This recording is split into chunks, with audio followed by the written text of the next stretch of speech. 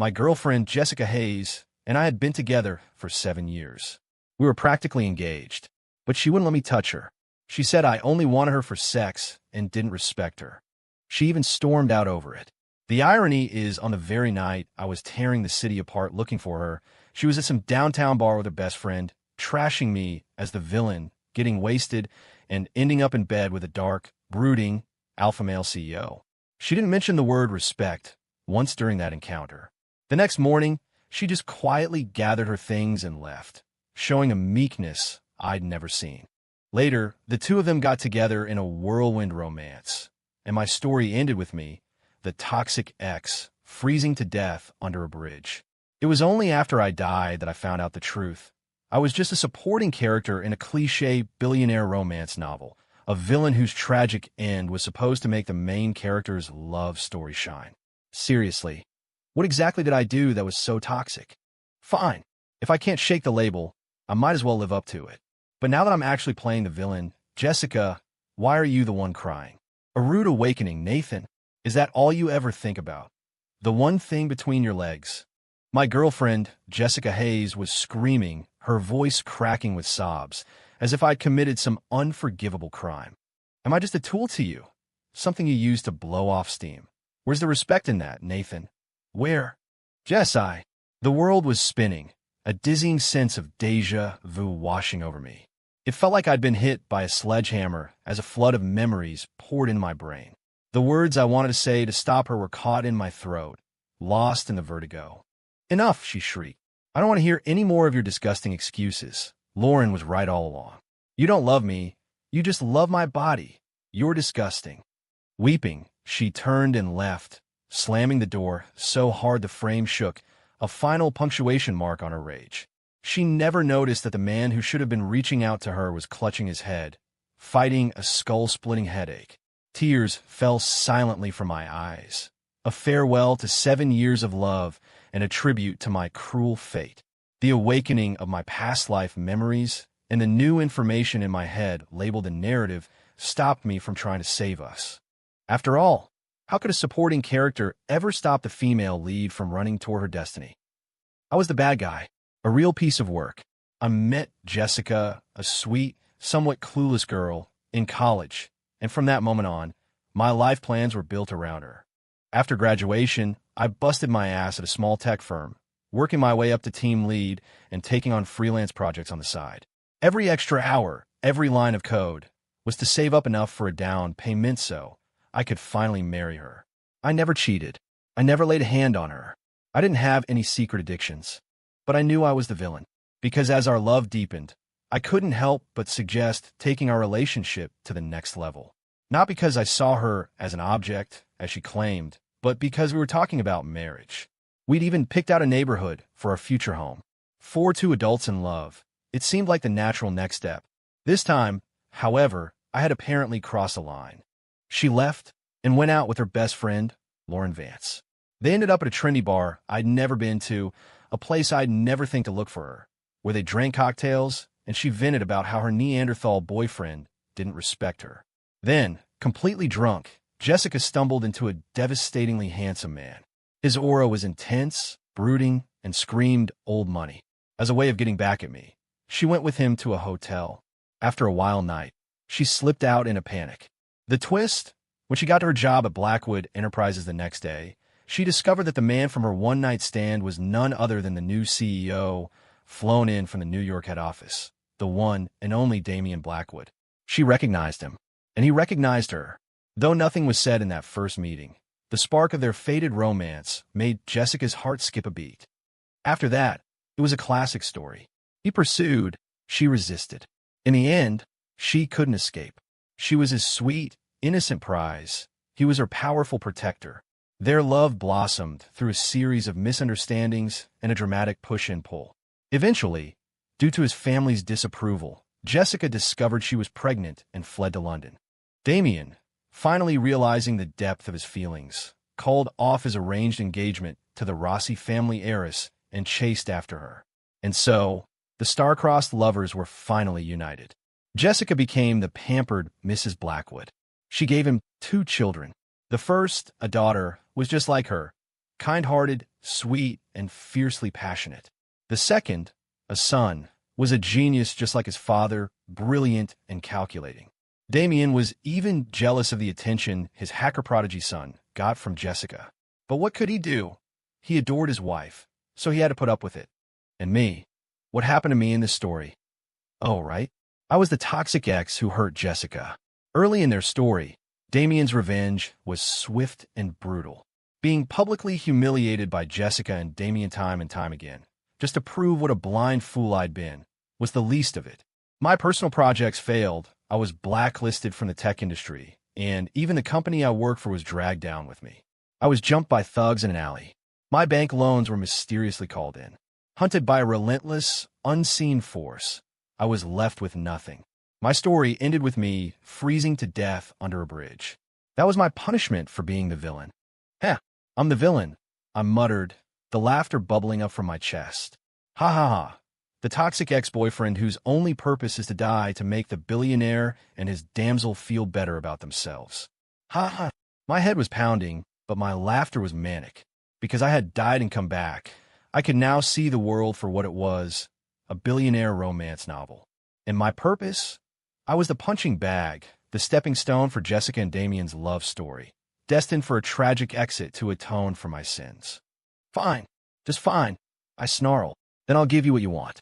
Jessica Hayes, Damien Blackwood, let me show you what a real villain looks like. In the moonlight, my smile was terrifying. A change of plans. Nate, this project of yours is on the home stretch. To leave now. Are you in some kind of trouble? My boss, Chris, was a good guy. He always had a smile on his face, and while the work was demanding, the atmosphere in his office was relaxed. He was right.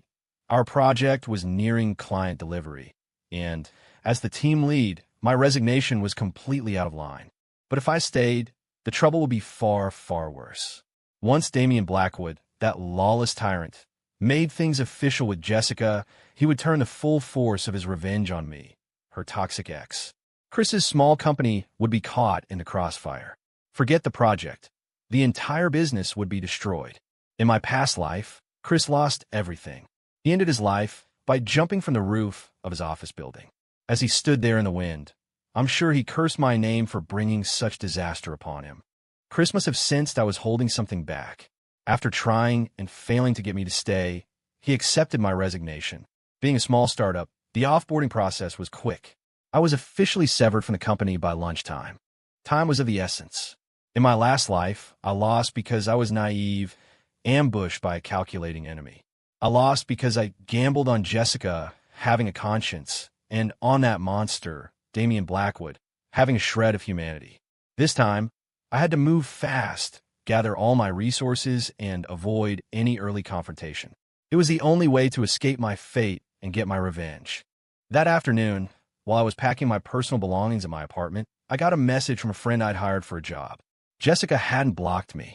Before her drunken night out, she'd posted an Instagram story hinting that her toxic boyfriend broke her heart and only good friends and cocktails could heal it, and she hadn't hidden her location. Her 9-photo carousel gave away the bar's name. A billionaire like Damien Blackwood slumming it at a bar like that was a random impulse. According to the narrative, they spent the night at a high-end hotel nearby. So my first step was clear. I had a few well-connected friends start making inquiries at all the luxury hotels in that area. It took some string pulling, a bit of cash, and a lot of favors, but they finally got it. A grainy clip of security footage showing Jessica and Damien stumbling into a hotel together, and another of Jessica rushing out alone in the morning. The video was blurry, but you could make out their general shapes. The hotel refused to provide anything clearer, but it was enough. This should buy me some time, I whispered to myself. I took screenshots of the footage, added a few key details, logged into an anonymous overseas email account, and sent the messages to 2 specific targets. A wave of relief washed over me. The first recipient was Jessica's best friend, Lauren Vance. Her relationship with Jessica had always been complicated. They grew up together, the classic, I'd hate for you to suffer, but I'd hate it even more if you got a Range Rover kind of friendship. Every time they met, Lauren would subtly drop poison in Jessica's ear about me being a villain or a social climber. I knew Lauren, who grew up comfortably in Seattle, held a strange animosity toward me. an outsider who had worked for everything he had. I always thought she was bad news and tried to warn Jessica about her. The narrative showed me I was right. Jessica actually knew Lauren was jealous, which is why she tried to keep her relationship with Damien a secret first. Later, when a tabloid caught Damien with a model, his fans tracked Jessica down and plastered her picture all over the internet.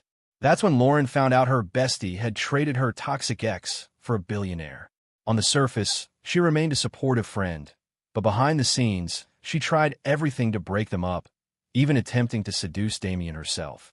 Because she was a frenemy who created drama, this supporting villain lasted a lot longer in the narrative than I did. Now, I was leaking the story of Jessica and Damien's one-night stand to her early, complete with Damien's basic information. I couldn't imagine the notoriously messy Lauren letting them find happiness so easily.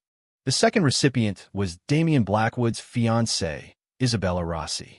She was the heiress to the Rossi family fortune in Seattle. My past life's memory didn't include her. I was too insignificant, and my demise too swift for me to have ever crossed paths with someone of her stature. But the narrative had plenty about her. Though she and Damien had known each other since childhood, she wasn't madly in love with him. Their relationship was more of a business arrangement between their families. When she found out about Damien and Jessica, she had tried to back out of the engagement gracefully. Her attempt, however, triggered a conflict between the Rossi and Blackwood families, which ultimately put Jessica in the crossfire and provoked Damien's legendary wrath. The Rossi family's fortunes took a devastating hit. It was a bleak end. Because Isabella Rossi was smart, the information I sent her was more detailed. Along with the hotel screenshots, I included details on two major business opportunities the narrative mentioned the Blackwood family would stumble upon thanks to Jessica's good luck charm presence. I also included a warning about a specific market event set to happen in the next few days. Finally, I attached a heavily redacted excerpt of the narrative, edited to remove any trace of me, that detailed events up to the point of the Rossi family's downfall. I used an anonymous overseas email, but I wasn't naive enough to think I could hide forever. All I needed was to provide enough evidence to prove the most terrifying parts of my prediction were real. A woman as intelligent as Isabella Rossi would know exactly what to do. The messages were sent. My plan to turn my enemies against each other was in motion. If things went as expected, I had built my first line of defense. As long as I played my cards right, my survival for the near future was likely secured. But that wasn't enough. You want to play games? I thought, a cold smile on my face. Fine, I'll play to win. That was my promise, and I intended to keep it. 3 days later, Portland, Oregon, inside a private business lounge. Mr. Mitchell, from my perspective, I am very impressed with your proposal. I just have one last question. Across from me, Alex Chun, the young heir to Chun Innovations, handled our entire negotiation with an effortless grace that radiated confidence. In contrast, despite my meticulous preparation, I felt like he had led me by the nose more than once. Just as I thought we had finally sealed the tentative agreement, his sudden shift in tone put me back on edge. My heart pounded in my chest. Go ahead, Mr. Chun. Alex smiled, but his eyes turned sharp. I'll have my people verify the market intelligence you've provided. I'm not questioning the reliability of your sources. Let's be frank. It seems you want to see the Blackwood family, and Damien Blackwood in particular, utterly destroyed. This partnership feels a lot like you're hiring a hitman. As the weapon in this scenario, I'd like to understand your motive. Hearing his direct question, the anxiety in my chest eased. I had managed projects before. With my old boss, Chris, I'd sat in on enough negotiations to know that this kind of blunt honesty was often the final confirmation before a deal was struck. In a partnership with Chun Innovations, I was in the weaker position. I had to be transparent to show my sincerity. So, though it still stung, I chose to reveal my own wounds. My fiancée, Jessica Hayes, works at Blackwood Enterprises in Seattle. 4 days ago, she met Damien Blackwood at a bar and they slept together. I pulled out my phone and showed him the screenshots. We've been together for 7 years. We were planning our wedding. This is something I cannot forgive. Alex Chin wasn't in my memories, but in my research of Blackwood Enterprises' main business lines, I cross-referenced the villains mentioned in the narrative and carefully selected him. He was a late-stage antagonist who would have a fierce clash with Damien and ultimately be crushed. Of course, I also did my due diligence on Alex's character, securing him as a key partner, and trading intelligence on the Blackwood family for his financial backing and a coordinated strike in a few months' time was my long-term strategy for him. Right now, all I needed to do was leak the insider information that the real estate-focused Blackwood family was planning to acquire a promising Seattle-based AI startup, Aegis Dynamics, to pivot into the tech sector. This intel was gold for Alex, whose primary interests were already in AI. In return, I wanted access to his network and some seed funding. This wasn't about my career, it was about revenge. I see. Well, my apologies, Mr. Mitchell, for bringing up a painful subject, Alex said, looking a bit taken aback by my reason. His smile was slightly awkward, but I could feel his trust in me growing. Perhaps in this world, so heavily influenced by romance tropes, even ruthless CEOs had a soft spot for matters of the heart. You understand, once we make this move, it means a direct confrontation with the Blackwoods. So, I will need to verify everything you've told me, including your personal situation. I hope you understand. I smiled and told him it was no problem. Let him investigate. I had nothing to hide. The rest of the meeting was cordial. I left with Alex's promise of support. The capital I had to work with had just grown substantially. It seemed my 3 days of obsessive planning and research had paid off. I turned down Alex's offer of a ride back to my hotel and walked through the streets of Portland. It wasn't as sprawling as Seattle, but the glittering city lights still stung my heart. Once, my only dream was to build a cozy home with Jessica. To know that among all the lights in the city, one of them was shining for us.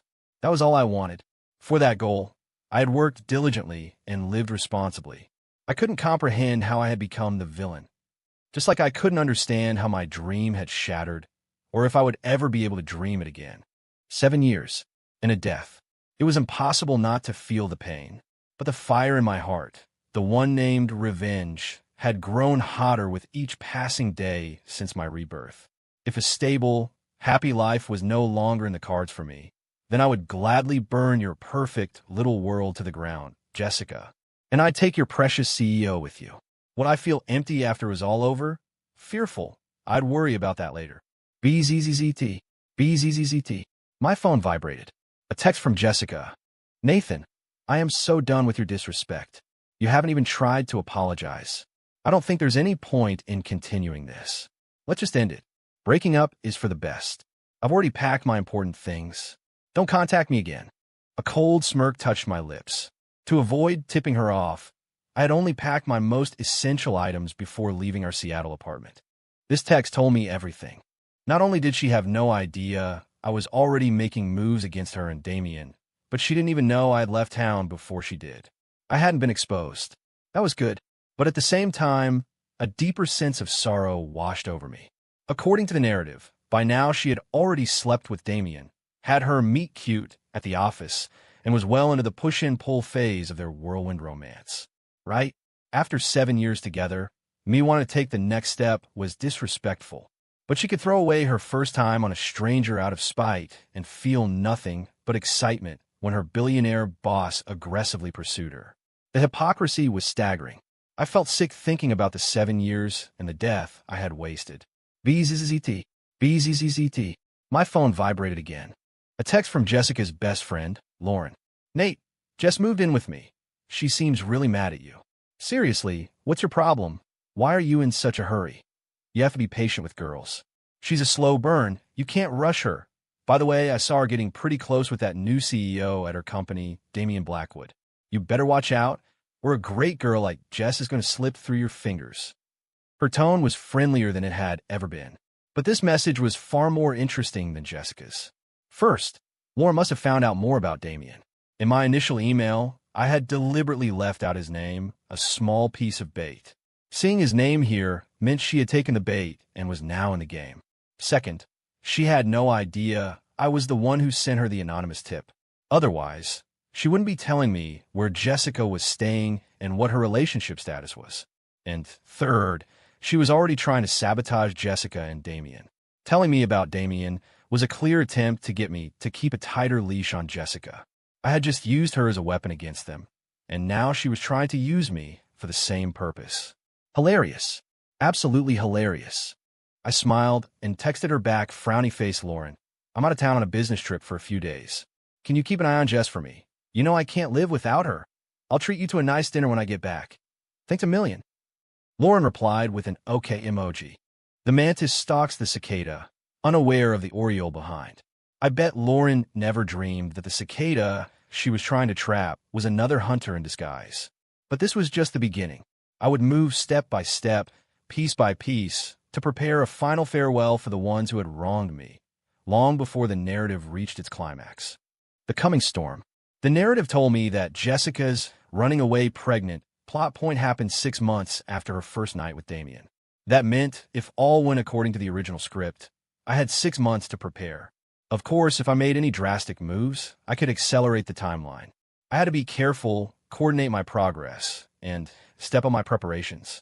I took a quick trip back to Seattle to officially move out of my old apartment. Bankrolled by Alex Chun, I settled in Portland, managing everything remotely. It was worth noting that after verifying my intel, Alex moved decisively, sabotaging Blackwood Enterprises' acquisition of Aegis Dynamics and snapping up the AI firm for himself. This setback didn't stop the Blackwood family strategic shift, of course, but it forced them to spend far more money to acquire a second-rate AI company with inferior tech and talent, making their pivot into the sector a clumsy and expensive stumble. The timely and accurate information dramatically increased Alex's trust in me. The Chun and Blackwood families already had bad blood, and seeing me so committed to my revenge plot, he was more than happy to offer his support. With the Chin's help, I steadily expanded my coalition against the Blackwoods, analyzing the narrative and adapting to real-world conditions. The Yu and Zhou families in Portland, and even the influential and family back in Seattle, all reached tentative agreements through Alex's mediation. A great net was slowly being cast. Meanwhile, the main characters were completely oblivious, lost in their own little world of romantic drama. I never stopped gathering intelligence from Seattle. In addition to public sources and my friends, my loose alliance with the Chins and others gave me access to more reliable, direct information. Jessica and Damien, after their initial drama, were now a semi-public couple. As everyone knows, the love between a billionaire and a simple girl requires the sacrifice of a villain. The best villain for the job was, naturally me, the toxic ex. But the villain had vanished. Before disappearing, he had also left 2 very inconvenient speed bumps for the story's main characters. As a result, Jessica and Damien's love story began to veer dramatically off course from the original plot. First, there was Lauren. When she realized I wasn't coming back and saw Jessica getting closer and closer to the billionaire Damien, she panicked. After prying the details of their relationship out of a naive Jessica, she set a trap. During a girls' night out, she drugged Damien and slept with him. The problem was, she was a villain in the narrative. Damien fell for the genuine and unpretentious Jessica. He would never fall for the conniving Lauren. In a spectacularly foolish move, Lauren confessed everything to Jessica, expecting it to break them up. Jessica was furious and immediately tried to end things with Damien. Damien, in turn, was blindsided. In the original script, their first major crisis was supposed to be caused by a misunderstanding involving me. Now, the catalyst was Lauren. A billionaire CEO has eyes only for his one true love. He would never notice a supporting character like Lauren, no matter how beautiful. Seeing her upset his girlfriend, he gave a cold, cruel smile, had his men grab her, and had her trafficked to a cartel in Mexico. When an intelligence network I'd built with Alex's help brought me this news, a cold sweat ran down my spine. So, in my past life, Damien had actually gone easy on me. Freezing to death under a bridge was a mercy compared to being sold off and butchered in a foreign country. Do we have proof? I asked Alex, who looked just as shocked as I felt. Absolutely. This Damien Blackwood. Wow, it's a good thing. A good thing? I caught the phrase, but seeing Alex had no intention of elaborating, I let it go. In a partnership, some things were better left unsaid. Once this was all over and I had my own company, I could call the shots. For now, I had to respect my allies' secrets. Furthermore, in a billionaire romance, the beautiful heroine is always surrounded by pathetic losers trying to hit on her, just waiting for the hero to swoop in and put them in their place to prove his dominance. With my character's early exit, and the lovers stuck in Seattle, my role had to be filled by someone else. This time, the unlucky substitute was Jessica's direct manager, Mark Johnson. Mark was Jessica's team lead and had often criticized her for her absent-mindedness, her chronic lateness, and her tendency to daydream at work. Jessica had always assumed this greasy middle-aged man was hitting on her. So, in this new version of the script, Mark Johnson was branded the new villain. He suffered the full force of Blackwood's wrath. Fired, blacklisted from the industry, his legs broken by thugs, and left to die under a bridge in the winter. With that one smooth combo, Jessica and Damien's love was deepened once more. And the pile of evidence Alex and I were collecting grew a little higher. "This guy is unbelievable," Alex said, raising an imaginary glass in Seattle's direction. Damien's methods were so reckless, so full of holes, that he was practically daring someone to take him down. When we finally made our move, he would probably drag the entire Blackwood family down with him. "And that's the man, the kind Principal Jessica Hayes fell for," I said with a self-deprecating laugh, downing my glass of red wine in one gulp. I didn't usually drink, but the vintage Alex had sent over was excellent. "Hey, Nate," Alex said, leaning forward. "Take it from me. Don't get stuck in the past. The future is much brighter." Over the past few months, Alex hadn't treated me like some vengeful monster. We'd become genuine friends. He was a good guy, and having a friend helped with the loneliness. I thanked him for his concern. My resolve for revenge hadn't wavered, but a deep sadness still lingered. Why did my life have to be destroyed time and again by garbage people like Jessica and Damien? On what grounds? Just because I was cast as the villain? Sensing my dark mood, Alex suddenly lowered his voice and said mysteriously, "Nate, my man, I know a fantastic woman I'd like you to meet. You free anytime soon?" Free. Of course I was free. The Chun family was footing the bill for my living expenses and operations. My days were spent either plotting revenge, networking and refining my plans, or at the gym, learning to fight in case Damien got desperate. My life was full, but I could certainly make time to meet someone. After all, Jessica and I hadn't even officially broken up. But since the narrative had labeled me a villain, why not act the part? If it felt right, great. If not, I'd be honest about it. I readily agreed. I never expected that when I met the woman Alex had arranged for me to see, her identity would leave me speechless. The question that had been haunting me for months was answered in an instant. The woman was Damien Blackwood's fiancée, the #1 female antagonist from the narrative, Isabella Rossi. 5. The eve of battle. Mr. Mitchell, first and foremost, I want to thank you for the information you provided. It has been a tremendous help to my family, and to me personally. As Isabella Rossi extended a delicate hand, I met it with my own without a moment's hesitation. Her hand was soft and slender, but what truly impressed me was the poise and intelligence of the Rossi heiress. She got straight to the point, acknowledging who I was. Beating around the bush would have been an insult. I nodded. "You're welcome, and thank you for choosing to trust me." In the months since, the Rossi family had successfully sidestepped several major financial traps I had warned them about. They had also cunningly intercepted a few lucrative opportunities that were originally destined for the Blackwood family. As the Blackwoods weakened, the Rossis were having a banner year. From the irrepressible smile playing on Isabella's lips, I could tell she was in high spirits. "That information, do you have any more, Mr. Mitchell? I assure you, you will be compensated handsomely." Isabella revealed a flicker of her ambition. This was good. A person with desires is a person you can negotiate with. "I have some things I can forward to your email later," I said, pausing for effect before continuing. "As for compensation, that's not my priority right now. What I hope for is a formal alliance with the Rossi family against the Blackwoods. Just like Alex said, you have an unusual fixation on the Blackwood family," she remarked with a light laugh, her hand covering her mouth. She didn't mention Jessica, a tactful move that both spared my pride and solidified the basis of our trust.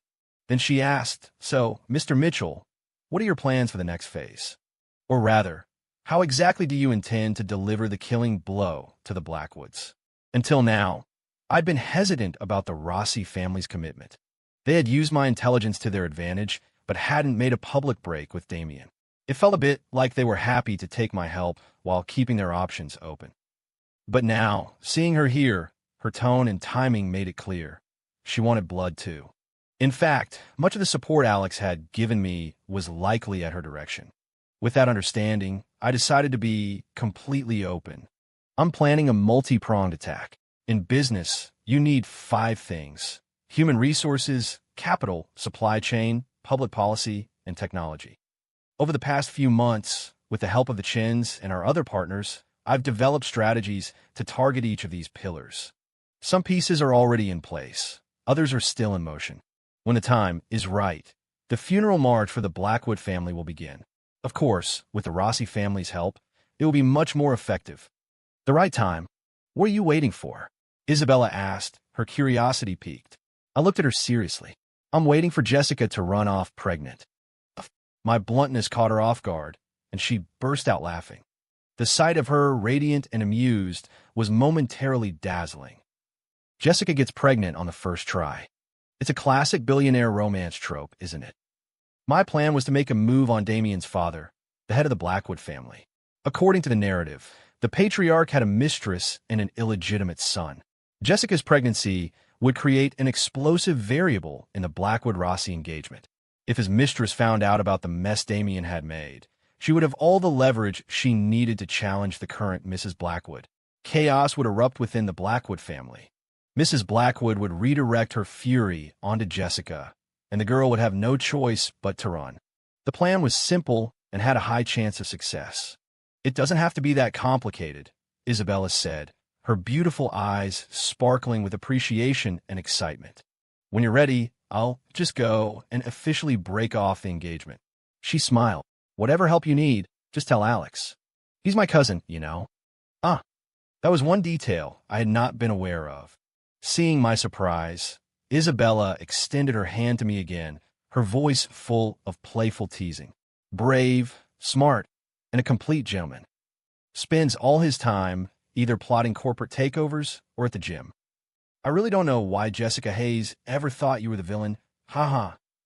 Well, plotting to ruin your ex-girlfriend and her new family is pretty villainous, I said, my tone matter-of-fact but unapologetic. Our hands met again. Outside the window, I could almost feel the oppressive weight of the coming storm. 6. The hunt. With Isabella on board, the preparations accelerated. 3 months later, the Rossi family formally requested to terminate the engagement. The Blackwoods were stunned. Their families were social and economic equals. And while Isabella had never been particularly passionate about Damien, she had never shown any outright dislike either. But there was no arguing with the evidence Isabella threw down on the table in front of Damien's parents. A collection of photos showing Damien and Jessica together all over the city, acting like a couple. And I, at Isabella's invitation, was there as a silent observer from the Rossi side to witness the glorious fallout. Old friend, surely it's not this serious, Mrs. Blackwood said, forcing a sycophantic smile at Isabella's father, Chairman Rossi. Damien is just young and foolish. When he gets back, I'll give him a good talking to, make him break it off with that woman from the streets. Isabella's mother stood stone-faced while her father exploded. Foolish? Don't give me that crap. We were already having second thoughts about this marriage.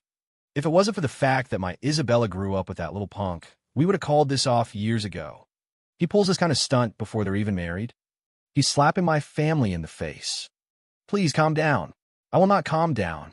Anyone who makes my daughter unhappy, I will make them unhappy for the rest of their life. Chairman Rossi roared, pulling out the engagement agreement and tearing it to shreds. Since no legal marriage had taken place, the matter was settled. He shot a venomous glare at the elder Mr. Blackwood, then turned and stormed out, with me, Isabella, and the rest of the Rossi contingent in his wake. We couldn't care less that the old Blackwood patriarch had collapsed behind us, or that Mrs. Blackwood was wailing in despair. The bomb had been detonated. Everything was proceeding according to plan. Jessica was summoned to the Blackwood mansion and subjected to a tirade of humiliation from Mrs. Blackwood. Having been treated like a princess by me, and then pampered by Damien, despite his flaws, Jessica had never experienced such abuse. The newly pregnant and hormonal young woman snapped and slapped Damien's mother across the face. Enraged, Mrs. Blackwood retaliated with 3 slaps of her own. Furious and hurt, Jessica booked a flight that night and was on a plane to London the next day.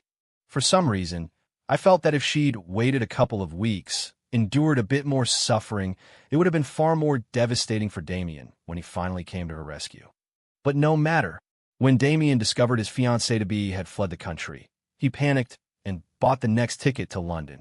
She fled, he chased. Not even an ocean could stop their fated love story. And then, "Let's begin," Isabella said, sharing the news of the chaos at the Blackwood mansion. Her eyes danced with excitement as she looked at me. "Right, time to send the Blackwoods on their way." With a single command, the allied families, Rossi, Chun-Jo, and sprang into action like a well-oiled war machine. A relentless barrage of attacks rained down on the Blackwood family, hitting them so hard and fast they had no time to defend, let alone fight back. First, a rescue team brought back a barely recognizable Lauren from Mexico. The story was a media sensation, sparking a nationwide debate. The narrative twisted and turned. First, it was reported she was sold by her boyfriend.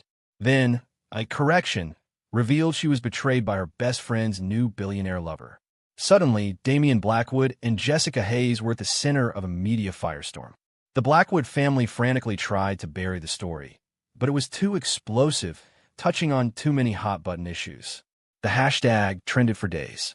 Next, the story of Damien's brutal revenge on his own employee, Mark Johnson, all for the sake of defending Jessica's honor, was leaked to the press. And so, the trap was sprung. Externally, they were facing a legal and PR nightmare. Internally, the news that the heir apparent, Damien Blackwood, had essentially murdered an employee sent waves of fear and distrust through the company. But that was just the beginning. The allied families launched their coordinated assault on the now unstable company. They poached key technical staff. They hijacked their supply chains. They spread news of the Blackwoods' legal troubles to drive up their borrowing costs. They fueled the public outrage, demanding a full investigation into Damien Blackwood. Honestly, the plan wouldn't have worked so smoothly if the Blackwood family hadn't been rotting from the inside, thanks to their tyrant heir. Normally, poaching top talent is difficult, but with the horrific story of Mark Johnson going viral, it was shockingly easy. When the old Mr. Blackwood demanded to know why his chief technology officer was betraying the family, the man's answer was firm. "Your family destroys its own employees over a girl. What guarantee do I have that I won't be the next Mark Johnson?" The company ground to a halt. The patriarch suffered a massive heart attack and was hospitalized. In a desperate act of self-preservation, the board of directors stripped him of his power and publicly fired the disgraced Damien Blackwood. But that did nothing to stop the feeding frenzy. Showing weakness only invites the wolves to attack more fiercely. The once mighty Blackwood empire began to crumble. When I saw the news headline announcing Blackwood Enterprises' bankruptcy and the arrest warrant issued for Damien Blackwood, a massive weight lifted from my chest. I had completely rewritten the narrative. My revenge was more or less complete. Did I feel empty? No. Why would I? I had escaped death. A whole new world was waiting for me. My best years were just beginning. I had no time to feel empty. Did I feel fear? No. Why should I? A clueless girl who secretly wanted me gone and a ruthless monster were now fugitives. How was that my problem? The ones who should be afraid were the ones who had done wrong. My conscience was clear. My heart was light. As for the villain label, I didn't care anymore. Perhaps if Jessica ever came back, she would be furious, even hysterical, to find me in a relationship with her ex-boyfriend's former fiancée, Isabella Rossi. But it didn't matter. Isabella appreciated my methodical determination. I admired her intelligence and decisiveness. That was enough. I would gladly accept the title of villain. At least when Isabella and I first made love, she didn't spend the whole time making excuses or accusing me of disrespecting her. We were engaged soon after. Holding Isabella's hand, the one that now wore my ring, I felt a warmth spread through me. It was a stark contrast to the bone-chilling cold of the underpass in my past life.